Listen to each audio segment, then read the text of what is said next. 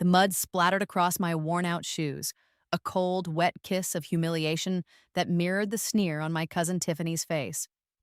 The annual Founders Day Gala at Northwood Preparatory Academy was a spectacle of wealth and legacy, and I was the designated stain on its pristine canvas. My Aunt Carol had shoved a platter of canapes into my hands the moment we'd arrived. "Make yourself useful, Ilara," she'd hissed, her voice a venomous whisper meant only for me. "You're here on our charity, the least you can do is serve." My Uncle Mark, as usual, just stood by, adjusting his tie and pretending he couldn't hear. He was a master of selective deafness, especially when it came to his wife's cruelty or his daughter's entitlement. Now Tiffany stood with her court of sycophants near the grand fountain, her laughter sharp and piercing as it cut across the manicured lawn. She pointed a perfectly manicured finger at me. "Look at the little orphan maid," she announced, loud enough for everyone in her vicinity to hear. "Isn't she just pathetic, dressed in rags and serving snacks like the help? I guess that's all she's good for." Her friends giggled. A few parents shot me looks of pity, quickly masked, not wanting to get involved. Each laugh, each averted gaze, was a tiny stone added to the mountain of misery I'd been buried under for 10 years. My dress was a faded hand-me-down of Tiffany's, 2 sizes too big and a decade out of style. My shoes were from a thrift store, the soles worn thin. Beside Tiffany, who glittered in a designer dress that cost more than my entire wardrobe combined, I was a ghost, a smudge of poverty in a portrait of opulence. A lump of molten lead formed in my throat. I wanted to scream. I wanted to hurl the tray of miniature quiches at her smug, perfect face. I wanted to tell them all the truth, that the charity my aunt spoke of was my own money. The trust fund my parents had left me was what paid for this house, this car, Tiffany's designer dresses, and my tuition at this very school. They were the parasites, living off the memory of the parents they claimed to mourn, but I couldn't. I was 16, 2 years away from legal adulthood, 2 years from freedom. Until then, I was trapped, a powerless ward under their thumb. My aunt and uncle had been masters at isolating me, convincing everyone, including the school administration, that I was a troubled, ungrateful child they had graciously taken in. Complaining would only make my life at home worse.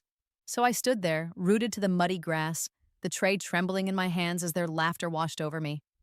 I felt my spirit, already so bruised and battered, begin to crack. It was in that moment of absolute despair, with the world's judgment pressing down on me, that I clutched the cold metal locket hidden beneath the collar of my dress. It was the only thing I had left of my mother. It was my secret, my last desperate hope. I closed my eyes, the image of my tormentors burning behind my lids, and whispered the name etched in microscopic print inside the locket, a name that felt like a prayer on my lips. Nathaniel. It all started the day the world ended. I was 6 years old, sitting on the polished hardwood floor of our small, sunlit home, building a castle out of blocks. My mother, Lena, was humming in the kitchen, the scent of baking bread filling the air. My father, David, was in the garage fixing my bicycle. They were my entire universe, a warm and constant sun. Then came the phone call, a frantic voice on the other end, and the sun blinked out. A car accident. A drunk driver. Just like that, my world was gone. The next few days were a blur of strange faces and hushed, pitying whispers. Then Aunt Carol and Uncle Mark arrived. Carol was my mother's younger sister. I'd only met them a handful of times, but she swooped in with a performance of grief that was as loud as it was hollow. She clutched me to her chest, her perfume cloying and sharp, and told me I would come live with them. "You'll be our daughter now," she'd cooed, her eyes darting around our little house, already appraising the furniture. The lie of that promise became apparent the moment we crossed the threshold of their sprawling suburban home. My small suitcase of belongings was deposited in a tiny, cramped room in the attic that had clearly been used for storage. Dust motes danced in the single shaft of light from a grimy window. Down the hall, my cousin Tiffany, a year older than me, had a room 3 times the size, painted in princess pink and overflowing with dolls and toys. The initial pretense of a happy, blended family lasted less than a week. They discovered the terms of my parents' will. I was the sole beneficiary of a substantial trust fund, a sum that was meant to provide for my care and education until I turned 18, at which point the remainder would be mine. My aunt and uncle were named my legal guardians and trustees. Their eyes had glittered with a greed that a 6-year-old could recognize. That's when my life became a transaction. They were paid handsomely for my upkeep, a monthly stipend deposited directly into their account from the trust. They used it to upgrade their cars, renovate their kitchen, and fund lavish vacations they never took me on. I became the source of their lifestyle, and they hated me for it. My existence was a constant reminder that their newfound wealth wasn't truly theirs. For me, they provided the bare minimum. My clothes came from discount bins or were Tiffany's cast-offs.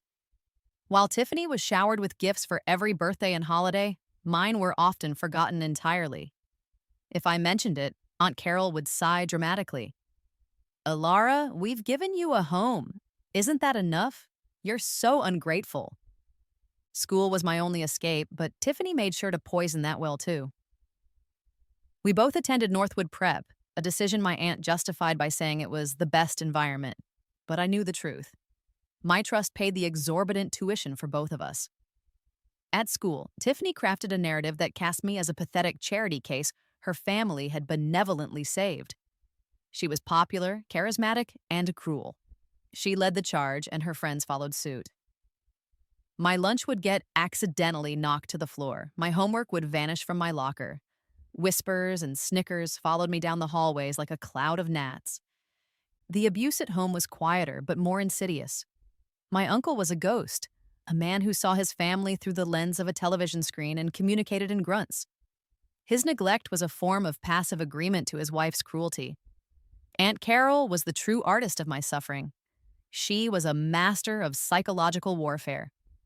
She'd praise Tiffany for getting a B on a test while criticizing my straight A's as showing off. She would forget to buy groceries I liked, or accidentally shrink my favorite sweater in the wash. She took my mother's photo albums, a tangible link to my past, and stored them in the attic, claiming they made me morbidly sentimental. My only solace was the locket. It was a simple silver oval, tarnished with age. My mother had put it around my neck the day before the accident. "This was your grandmother's," she had said, her voice soft. "It will keep you safe. Never take it off." Inside, on one side, was a faded picture of her, beautiful and smiling. On the other, beneath the protective layer of crystal, was the name Nathaniel Blackwood, and a strange, elegant crest, a raven with its wings unfurled. For years, I believed my mother was an orphan like me. Aunt Carol had told me my maternal grandparents died long ago. She never spoke of them. But as I got older, the story felt thin. There were no pictures, no anecdotes, no heirlooms except for my locket. It was as if my mother's entire life before my father had been erased. The first crack in their lives appeared during a 10th grade history project on genealogy. We were tasked with tracing our family trees. While Tiffany presented a detailed chart of her father's lineage, full of minor local dignitaries, I had nothing to show for my mother's side. The shame burned in my cheeks as I explained she was an orphan. That night, fueled by a mix of frustration and curiosity, I took out the locket. I'd stared at the crest 1,000 times, but now I looked at it with purpose. I typed a description into the school library's search engine. Family crest raven, unfurled wings. The results were sparse at first, mostly heraldry sites. But then, a link popped up. It was an old society page from a financial magazine profiling one of the country's most powerful and reclusive industrialist families, the Blackwoods. And there it was, their family crest, a raven with its wings unfurled. My heart hammered against my ribs. I dug deeper. The patriarch of the family was Nathaniel Blackwood, a billionaire tycoon who had built an empire from the ground up. He was old, formidable, and known for being fiercely private. The articles mentioned he had a single child, a daughter named Lena, who had been tragically estranged from the family years ago after she'd run off with a man her father disapproved of. Lena Blackwood, my mother. The world tilted on its axis. My mother wasn't an orphan. She was the heiress to a fortune that dwarfed my own trust fund into insignificance. She had been disowned, Aunt Carol hadn't just lied. She had deliberately and maliciously erased my entire identity, my entire heritage. Why? The answer was sickeningly simple. If my powerful grandfather ever found me, the gravy train would come to a screeching halt. They would be exposed for their fraud, for their abuse. They had kept me isolated and ignorant to protect their stolen lifestyle. The name in the locket, Nathaniel Blackwood, wasn't just a name. It was my grandfather, and he was alive. For months, I sat on this explosive secret, not knowing what to do. How could I, a 16-year-old girl with no resources and no allies, possibly reach a man like Nathaniel Blackwood? He was a phantom, insulated by layers of wealth and security. A letter would be screened, a phone call would be blocked, and any attempt I made could be easily discovered by my aunt, who monitored my every move. The consequences of that would be unthinkable, so I waited, nurturing this seed of truth in the barren soil of my life. I studied everything I could about the Blackwood Corporation, about my grandfather. I learned about his ruthlessness in business and his legendary philanthropy. I saw pictures of him, a stern, imposing man with eyes that held the weight of the world. He looked nothing like the warm, smiling woman in my locket. Fear warred with a desperate yearning. What if he rejected me just as he had rejected my mother? Then came the Founders' Day Gala, the public humiliation, the sheer, unadulterated cruelty of Tiffany's taunts in front of everyone was the final push I needed. As I stood there, trembling with a rage that finally eclipsed my fear, I knew I couldn't survive 2 more years of this. I wasn't just going to survive. I was going to fight back. The locket felt warm against my skin, no longer just a memento, but a weapon. My mother had said it would keep me safe. Now I finally understood how. The gala was the crucible. Standing on that muddy lawn, I made a silent vow. I would not let them win. I would not let them erase me or my mother. I would reclaim my name, my family, and my life. And I would make them pay for every tear, every insult, every lonely night I had spent in that cold attic room. My plan began to form, a fragile blueprint of retribution built on a decade of pain. They thought I was a poor orphan. They were about to find out how wrong they were. The night after the gala, I couldn't sleep.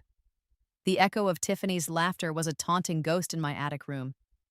Every creak of the house sounded like a footstep.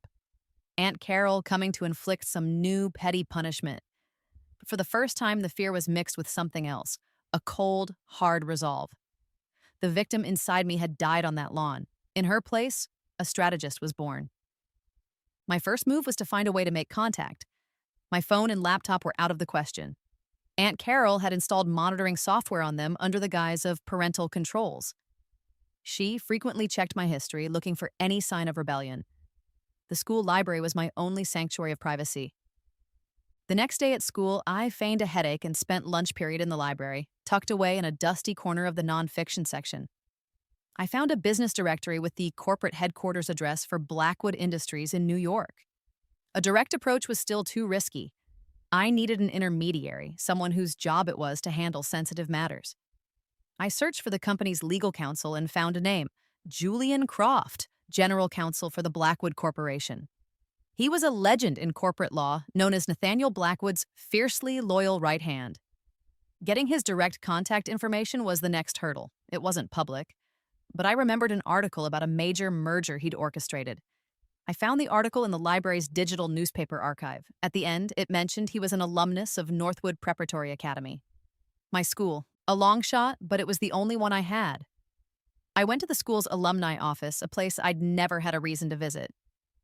The woman at the desk, Mrs. Gable, looked at me over her spectacles, her expression a mixture of surprise and mild annoyance. "Can I help you?" she asked, her tone suggesting I was interrupting something important. "I hope so," I said, forcing a polite, deferential smile. "I'm working on a profile for the school newspaper about distinguished alumni. I wanted to feature Mr. Julian Croft from the class of 1985. I was hoping I could get an alumni contact email for him to request an interview." She eyed me suspiciously. "The school paper? I haven't seen a new issue of that in months." My heart sank. "We're trying to revive it," I improvised quickly. "A digital version." to inspire current students. She seemed to consider it, then sighed, tapping a few keys on her computer. We can't give out personal contact information. However, I can forward an email to him through the official alumni network portal if you provide it to me. It was perfect. A message coming from an official school channel was less likely to be dismissed as spam or a crank. I spent the next hour drafting the email. It had to be concise, compelling, and impossible to ignore. I couldn't reveal everything, not in a message that a stranger would be reading first. I had to create a mystery she couldn't resist forwarding. Subject: urgent personal matter regarding Lena Blackwood.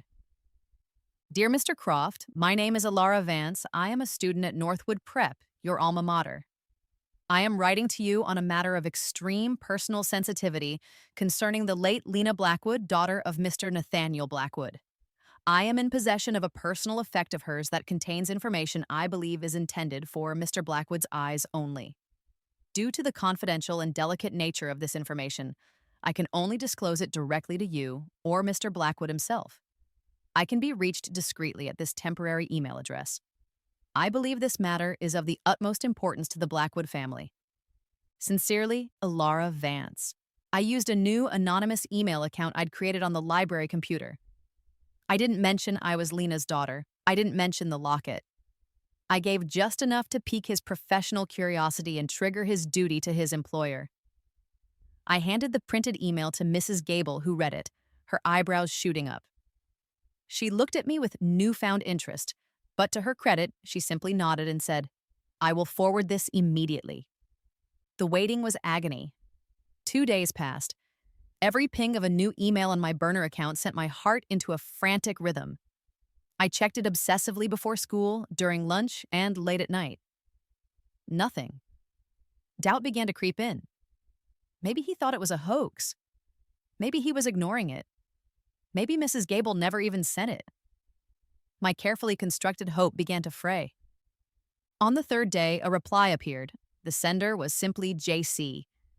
My breath caught in my throat. Miss Vance, your message was received. I will be in your city on business this Friday.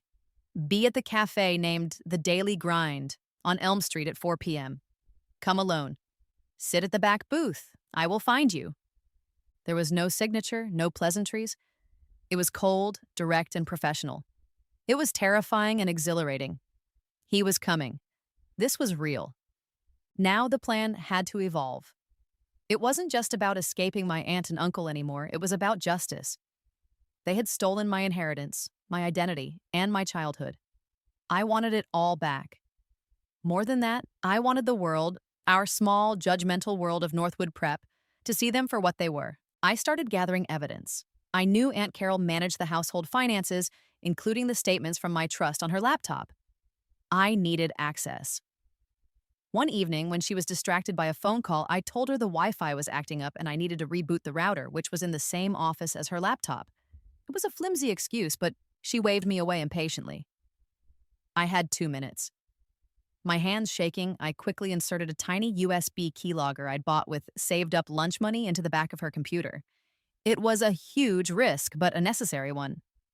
The next phase of the plan was the most audacious. I wanted more than just legal retribution. I wanted poetic justice. The annual Northwood Founders Day celebration was in 2 weeks. It was the biggest event of the school year, a massive outdoor gathering on the Great Lawn, attended by students, parents, faculty, and the school's most influential benefactors. It was the perfect stage for a public reckoning. It was Tiffany's favorite day of the year, a day she paraded her family's supposed status. I decided to burn that status to the ground, right in front of her eyes. When I met Julian Croft, he was exactly as I'd imagined, impeccably dressed in a dark suit with sharp eyes that seemed to see right through me. He slid into the booth without a word, his presence commanding the space around him. "Miss Vance," he said, his voice a low baritone, "you have my attention. Explain." My voice trembled at first, but as I spoke, the years of suppressed pain gave me strength. I told him everything. I told him about my parents, about the accident, about the decade of abuse and neglect. I told him about the lies Aunt Carol had spun about my mother being an orphan. Finally, I unclasped the locket from around my neck and slid it across the table. He opened it. His stoic expression faltered for a fraction of a second as he saw the picture of my mother, then the inscription. He traced the blackwood crest with his finger, his gaze distant. "I remember when she got this," he murmured, more to himself than to me. "Her 16th birthday." He looked up at me then, his eyes searching my face, and I saw a flicker of something new. Recognition. I had my mother's eyes. "You are Lena's daughter," he stated. It wasn't a question. "Yes," I whispered. He was silent for a long time. Then he closed the locket and pushed it back towards me. "What do you want, Ilara?" "I want my life back," I said, my voice firm. "And I want justice. My aunt and uncle have been embezzling from my trust fund for years. I have proof." I told him about the keylogger. A corner of his mouth twitched, a hint of a smile. "But I want more than that. I want a public reckoning. I want everyone at my school who watched them abuse me and did nothing to see the truth." I laid out my plan for Founders Day. I told him I didn't just want to be rescued. I wanted to arrive. I wanted my grandfather there. I described the helicopter, the public confrontation, the dramatic reversal. He listened intently, his expression unreadable. When I finished, he leaned back. "You have your mother's fire," he said, "and your grandfather's appetite for strategy. The plan is theatrical. Nathaniel will love it." He pulled out a sleek, encrypted satellite phone. "Your life with the Vances is over, Ilara. We will handle the legal and financial details. The keylogger data will be very useful. As for your theatrical debut, consider it arranged. Your grandfather has been waiting for you for a very long time, even if he didn't know it." Walking home from that cafe, the world felt different. The air was sharper, the colors more vivid. The weight that had been crushing my chest for 10 years had begun to lift. The fear was gone, replaced by the thrilling, terrifying hum of imminent victory. The turning point had been reached, the game was on. The 2 weeks leading up to Founders Day were the longest of my life. I lived a strange double existence. By day, I was still the meek, downtrodden orphan, enduring the final barbs and insults from Tiffany, and the cold indifference of her parents. But secretly, I was a general preparing for battle. I communicated with Julian Croft through the burner email, exchanging information and finalizing the plan.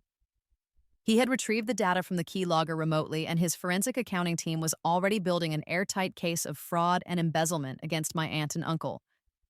They had siphoned off hundreds of thousands of dollars from my trust over the decade, funneling it into shell accounts and luxury purchases. The evidence was damning. My grandfather, Nathaniel Blackwood, wanted to speak with me. The first time I heard his voice over Julian's secure line, my heart felt like it would beat out of my chest. It was a voice accustomed to command, deep and gravelly with age, yet when he said my name, it cracked with an emotion that had been buried for decades. "Ilara," he said, the word heavy with unspoken grief. I am so sorry. I let my pride destroy my family. I have regretted losing your mother every single day for 20 years. To know that you were out there, suffering, it is a failure I will carry to my grave." Tears streamed down my face. "It wasn't your fault," I managed to choke out. "They lied to everyone." "Lies will not protect them from me," he growled, the formidable tycoon returning. "We will do this your way. We will give them the public spectacle they deserve. They built their pathetic lives on a foundation of lies and theft. We will demolish it in front of the world." The morning of Founders Day dawned bright and clear, a perfect day for a reckoning. The atmosphere in the house was thick with a cloying excitement that had nothing to do with me. Tiffany was preening in front of her mirror in a new, ridiculously expensive floral dress. Aunt Carol was fussing over her, adjusting a ribbon in her hair. "You look like a princess, my darling," Carol cooed. She shot a venomous look at me where I stood by the door in my plain, second-hand dress. "Try not to embarrass us today, Ilara. Stay in the background. Don't speak to anyone unless spoken to. And for heaven's sake, try to look a little less miserable. People might think we don't treat you well." The irony was so thick I could have choked on it. I just nodded, a blank expression on my face. Inside, a storm of anticipation was raging. Uncle Mark came downstairs, rattling his car keys. "All right, let's go." We don't want to be late for Tiffany's big day. He didn't even look at me. At Northwood, the great lawn was a sea of pastel-colored dresses and crisp linen suits. Tents had been set up for various alumni groups, and a large stage was positioned in front of the main academic building. The headmaster, Mr. Davison, was already on stage, schmoozing with the school's biggest donors. He was a man who prized donations above all else, and he had always treated my aunt and uncle with a fawning respect that made my stomach turn. He'd ignored every subtle plea for help I'd ever made. As we walked across the lawn, Tiffany was immediately swarmed by her friends. They formed a tight, exclusive circle, and I was left on the periphery, as always. "Oh, look, the Orphan decided to grace us with her presence," sneered Madison, Tiffany's second in command. "Did you get that dress from a museum?" Tiffany laughed, a high, tinkling sound that grated on my nerves. "Be nice, Maddie. She can't help being poor. My parents do their best, but you can't make a silk purse out of a sow's ear." I didn't say anything. I just watched them, a small, knowing smile playing on my lips. They mistook my silence for submission, as they always had. But today, it was the silence of a predator waiting for the perfect moment to strike. An hour into the event, the headmaster began his opening remarks, droning on about the school's proud history and bright future. It was then that I heard it, a faint, rhythmic thumping in the distance, growing steadily louder. A few people glanced up at the sky, puzzled. The sound grew from a thump to a roar, a powerful, deep chop that vibrated in my chest. Heads turned, conversations faltered. A sleek black helicopter soared into view, its fuselage gleaming in the afternoon sun. On its side, emblazoned in silver, was the unmistakable crest of a raven with its wings unfurled. It circled the great lawn once, a predator surveying its territory before banking sharply and beginning its descent toward the pristine, empty football field adjacent to the lawn. Panic and confusion erupted. This was not on the schedule. School security guards started running towards the field, waving their arms frantically. Mr. Davison stopped his speech mid-sentence, his mouth hanging open. Everyone poured from the tents, drawn by the spectacle, their phones held up to record the unbelievable sight. I saw Aunt Carol and Uncle Mark staring, their faces masks of bewildered disbelief. Tiffany and her friends were gaping, their earlier mockery forgotten. "What is going on?" Tiffany shrieked. I just stood and watched, my heart pounding a triumphant rhythm against my ribs. The helicopter touched down with a grace that belied its size, its rotors whipping up a cyclone of grass and wind. The engine whined down and the side door slid open. Two men in dark suits and sunglasses stepped out first, their posture radiating authority. They were followed by Julian Croft, who looked as calm and controlled as he had in the cafe. And then, another figure emerged, stepping slowly and deliberately into the sunlight. He was an old man, tall and lean, with a shock of thick white hair and a face carved from granite. He wore a bespoke charcoal suit that screamed power and old money. Even from 100 yards away, his presence was immense, an undeniable center of gravity that pulled every eye towards him. It was Nathaniel Blackwood. My grandfather.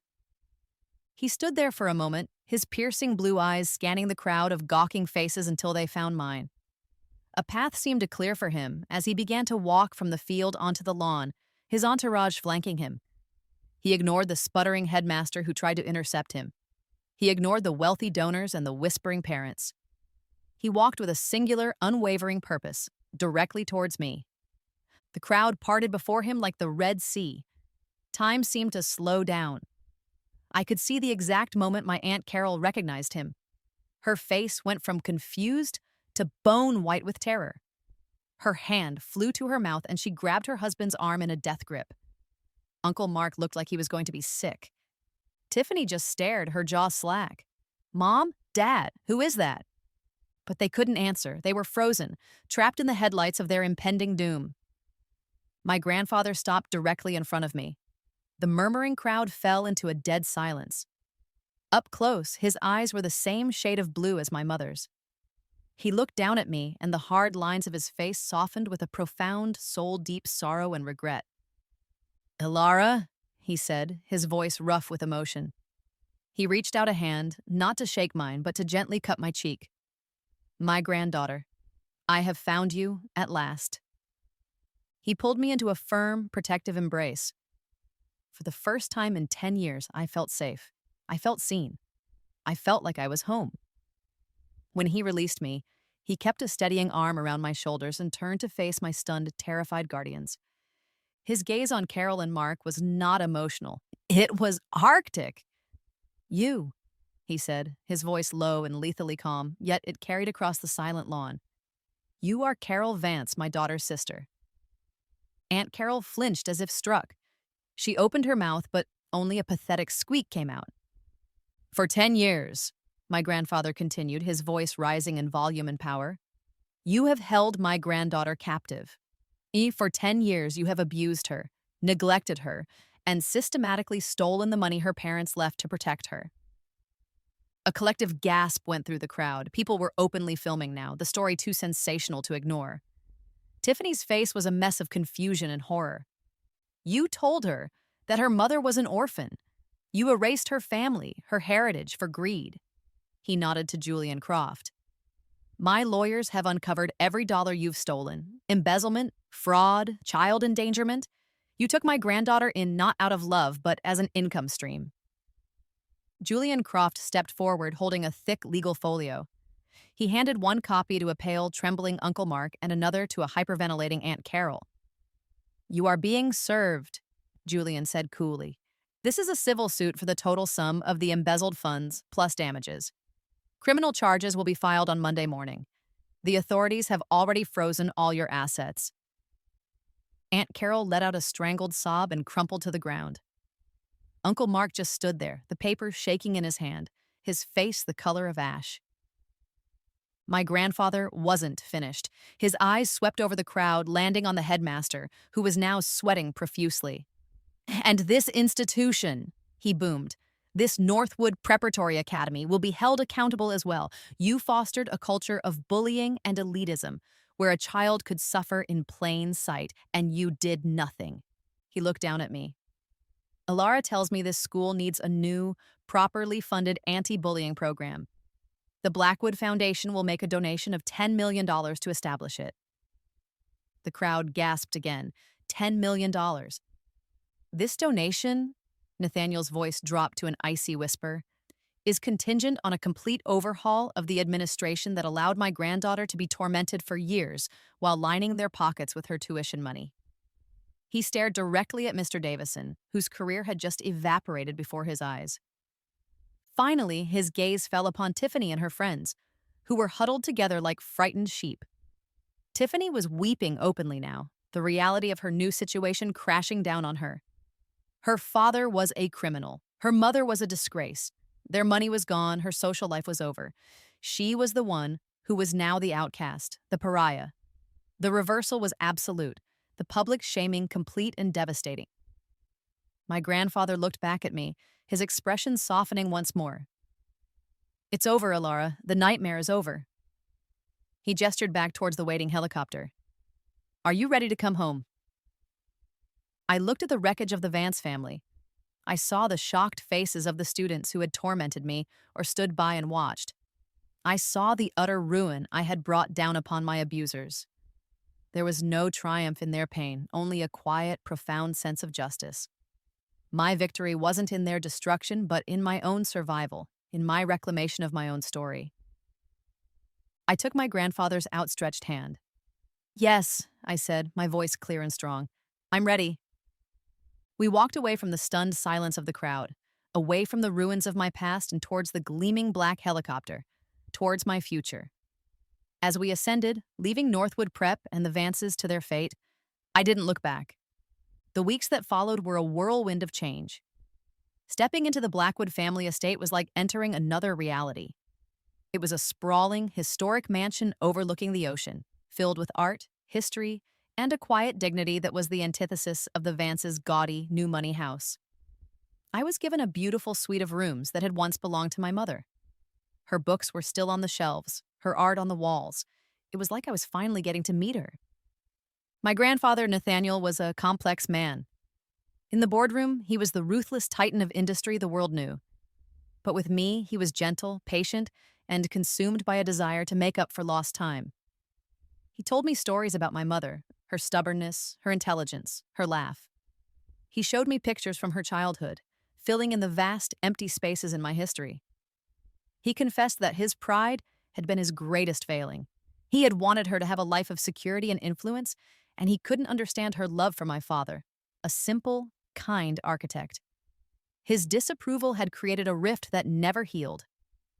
Now, he saw me, her living legacy, as his second chance. Julian Croft handled the legal fallout with surgical precision. The evidence from the keylogger, combined with the forensic accountant's findings, was irrefutable. Aunt Carol and Uncle Mark were charged with multiple counts of grand larceny, embezzlement, and fraud. Faced with a mountain of evidence and the legal might of the Blackwood Empire, they pled guilty to avoid a lengthy, humiliating trial. Uncle Mark was sentenced to 5 years in prison, Carol to 7. Their house, cars, and every asset they owned were seized to begin paying back the money they had stolen from my trust. The news of their downfall was the biggest scandal Northwood Prep had ever seen. The school, desperate to secure the $10 million donation, immediately fired Headmaster Davison and half of his administrative staff. A new headmistress was brought in, a woman with a fierce reputation for student welfare. The Alara Blackwood Initiative Against Bullying was established, and suddenly, I was the school's most famous and revered student. I chose not to return. My grandfather arranged for the best private tutors, and I finished my high school education at home, far from the whispers and stares. Tiffany's fate was perhaps the most poetic justice of all. With her family's assets frozen and her parents incarcerated, she was left with nothing. She was forced to move in with a distant relative in another state, enroll in a public school, and get an after-school job at a fast food restaurant to make ends meet. Julian's private investigators kept tabs on her. The reports described a girl who was bitter, friendless, and completely broken. The social queen had become the one thing she'd always despised, a poor nobody. There was no pity in me for her, only a distant sense of an equation being balanced. Life as a Blackwood was about more than just wealth. It was about responsibility. My grandfather began to teach me about the family business, not just the finances and operations, but the philosophy behind it. He was a builder, an innovator, and a philanthropist. He saw the same potential in me. I found I had a natural aptitude for business strategy, a skill honed, perhaps, by years of navigating the complex politics of survival in the Vance household. On my 18th birthday, I legally inherited what was left of my parents' trust fund. At the same time, my grandfather officially named me as the sole heir to the Blackwood fortune and gave me a significant position in the family's charitable foundation. My first act was to use my own money to create a new branch of the foundation, a legal aid service dedicated to protecting the rights of orphan children in the guardianship system. I wanted to help kids like me, kids who were trapped, silent, and being exploited by the very people meant to protect them. My pain was repurposed into my passion. Years later, I stood on the balcony of the Blackwood Corporation's headquarters in New York, looking down at the city lights. I was now the vice president of the foundation, respected for my sharp mind and compassionate projects.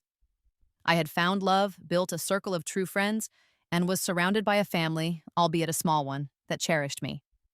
The shy, broken girl in the ill-fitting dress was a distant memory, a ghost from another life. The Vances were long out of prison, living in obscurity and poverty, a footnote in my story. My victory over them wasn't the dramatic scene on the school lawn. That was merely the catalyst. The real victory was the life I had built since. I had taken the worst parts of my past and forged them into a future of purpose and peace. I had reclaimed not just a name, but myself. I was Alara Blackwood, and I was finally completely free.